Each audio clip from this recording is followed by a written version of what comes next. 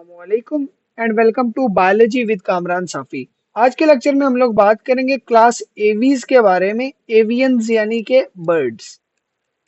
अब बर्ड्स की कभी कोई पूछ ले तो उसको शॉर्टेस्ट डेफिनेशन बतानी है। बाई पैडल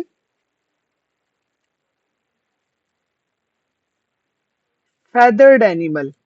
अब यहाँ पर देखें, टोटल 3 वर्ड्स में बर्ड को डिफाइन कर लिया कि एक ऐसा एनिमल हो जिसके ऊपर फेदर्स हो और उसके 2 पाँव हो, उसको हम लोग क्या कहेंगे? Bipedal feathered animal is called as bird. अब फेदर्स फेदर्स इनको हेल्प करते हैं उड़ने में। उड़ने के साथ साथ अपनी डायरेक्शन को कंट्रोल करने में, यानी कि लेफ्ट और राइट अगर उड़ते हुए वो जा रहे हैं तो that is called as steering. साथ ही अपने टेम्परेचर को मेंटेन करने में और वाटर रिटेंशन में, यानी कि अपने पानी को बचाने में। किस चीज से बचाने में? एवेपोरेशन से बचाने में। ऐसे ही जब हम लोग इनकी बात करते हैं, एंडोथर्म्स है, मतलब मेटाबॉलिक हीट प्रोड्यूस करते हैं और उसी मेटाबॉलिक हीट से अपने टेम्परेचर को मेंटेन रखते हैं। तो इसलिए हम इनको क्या कहते हैं? होम्योथर्म्स कहते हैं। होम्योथर्म्स उन ऑर्गेनिजम्स को कहते हैं जो अपने इंटरनल टेम्परेचर को एक कांस्टेंट रेट के ऊपर मेंटेन कर सकते हो। इनकी बॉडी की बात की जाए तो बॉडी इनकी स्ट्रीम लाइंड होती है, यानी कि स्पिंडल शेप्ड होती है।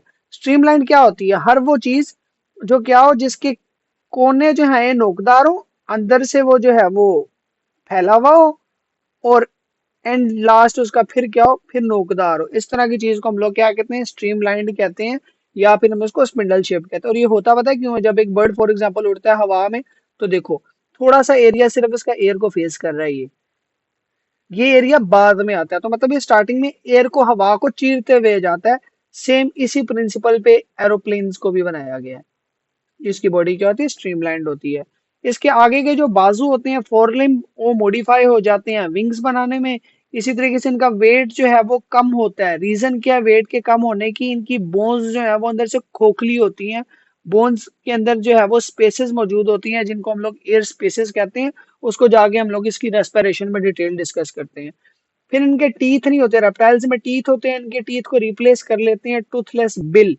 बिल किसको कहते हैं? हम लोग बीक को कहते हैं, चोंच को कहते हैं। स्टर्नम स्टर्नम छाती की हड्डी को कहते हैं। तो इसकी जो ब्रेस्ट बोन होती है ना, ये ब्रेस्ट बोन बेसिकली मॉडिफाई हो जाती है into special structure that is called as keel. ये डायग्राम में देखें तो ये इसकी ब्रेस्ट बोन है। ये मॉडिफाई होगी एक बोट लाइक स्ट्रक्चर में, जिसको हम लोग कहते हैं कील। इसका फायदा क्या होता है? ये इंक्रीज करता है सरफेस एरिया को। किस चीज के लिए इंक्रीज करता है? For the attachment of muscles. इस ज्यादा सारे मसल्स इसके साथ अटैच कर सके, ताकि फ्लाइट करते हुए इनको, विंग्स को अपने फ्लैप करने में ईज हो। इसी तरीके से हम लोग अब बात कर रहे हैं कि इसकी फीडिंग एडेप्टेशंस क्या हो सकती हैं। तो सबसे पहले इसकी टंग और बिल। तो इसकी जो चोंच और जबान, ये दोनों जो है वो अडेप्टेड होती है according to the source of food की ये खा क्या रहे हैं। लाइक फॉर एग्जांपल, अगर कोई परिंदा ऐसा जो ग्रेन्स खा रहा है तो उसकी चोंच ऐसी होगी, चौड़ी हुई चोंच होगी। अगर कोई ग्रेन्स और इंसेक्ट्स दोनों खा रहा है तो ना ज्यादा चौड़ी होगी ना ज्यादा बारीक होगी। लेकिन अगर कोई सिर्फ इंसेक्ट्स के ऊपर फीड करता है तो ऐसे उसकी लंबी सारी बारीक चोंच होगी। तो टंग भी ऐसे मॉडिफाई होती है। इनमें क्रॉप भी होती है और गिजर्ड भी होती है, जिसको हम लोग देखते हैं डायग्राम में। जरा देखें तो आपके पास बीक है, बीक से आगे ये सारी क्या ईसोफेगस है। ईसोफेगस के बाद क्या आ जाती? क्रॉप। क्रॉप वो स्ट्रक्चर है जो किस चीज के लिए यूज होता है? For the storage of food.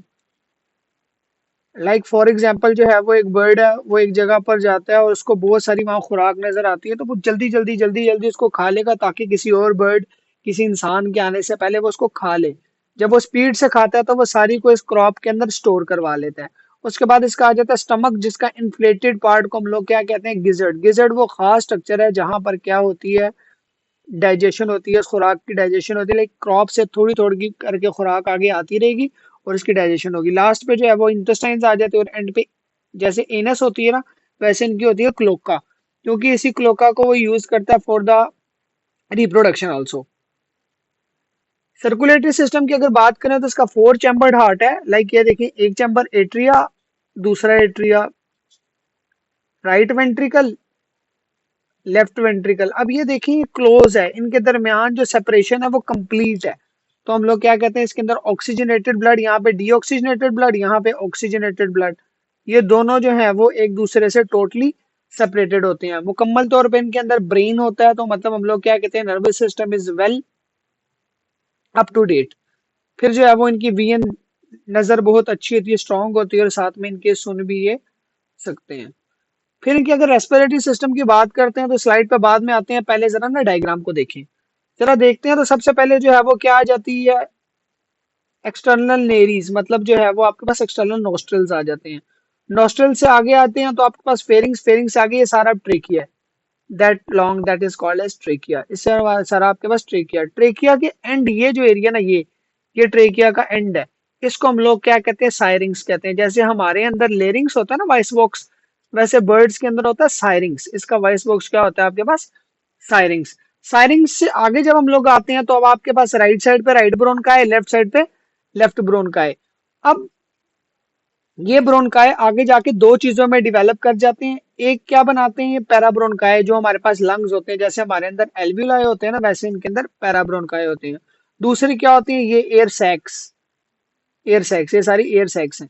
ये जो एयर सैक्स हैं ये हड्डियों में घुस जाते हैं ताकि इनका वेट कम हो। लाइक इनके अंदर फॉर एग्जाम्पल अगर ये बोन है ना, तो इसके अंदर जो है वो बोन मैरो या कुछ और नहीं होता, यहाँ पर जो है वो ज्यादातर क्या होती है, एयर सैक्स होते हैं, हवा की थैलियां होती हैं, यहाँ तक हवा गुजर के जाती है। तो अब वो क्या कहता है, वो कहता है कि जो नेरीज हैं that leads to pharynx, trachea and then bronchi.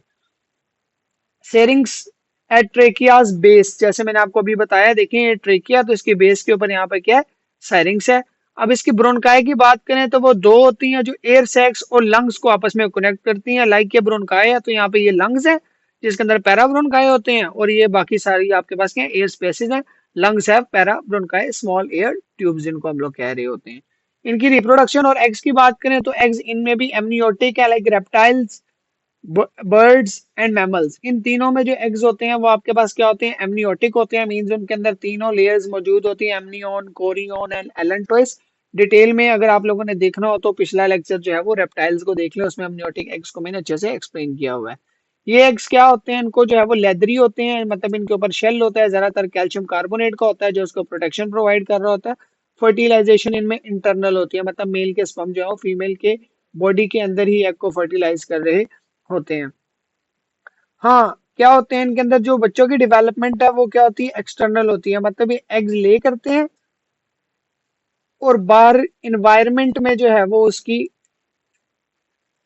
Development होती है चिक्की। लाइक हम लोग फॉर एग्जांपल या तो इंक्यूबेटर में रख लेते हैं मुर्गी के अंडों को, या फिर जो है वो मुर्गी के नीचे ही रख लेते हैं, वहां पर जाके इसकी डेवलपमेंट कंप्लीट होती है। इसके अगर हम लोग एग्जांपल्स में स्टडी करें तो इसकी एग्जांपल्स दो तरह की आ जाती हैं, उड़ने वाले परिंदे और जो वो परिंदे जो उड़ नहीं सकते, मतलब जनरली चलने वाले परिंदे।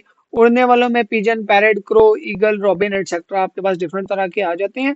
फ्लाइटलेस में आपके पास आ जाते हैं ऑस्ट्रिचेस, कीवीज जो है वो आ जाती है, रिया आ जाती हैं, कैसोवेरी आ जाती है, ईमो वगैरह आ जाते हैं। यहाँ पर आपकी होती है क्लास एवीज कंप्लीट। उम्मीद करता हूँ आपको समझ आ गया होगा। ऐसी मजीद वीडियोस के लिए मेरा चैनल सब्सक्राइब कर लें ताकि आपको मजीद वीडियोस मिल सके।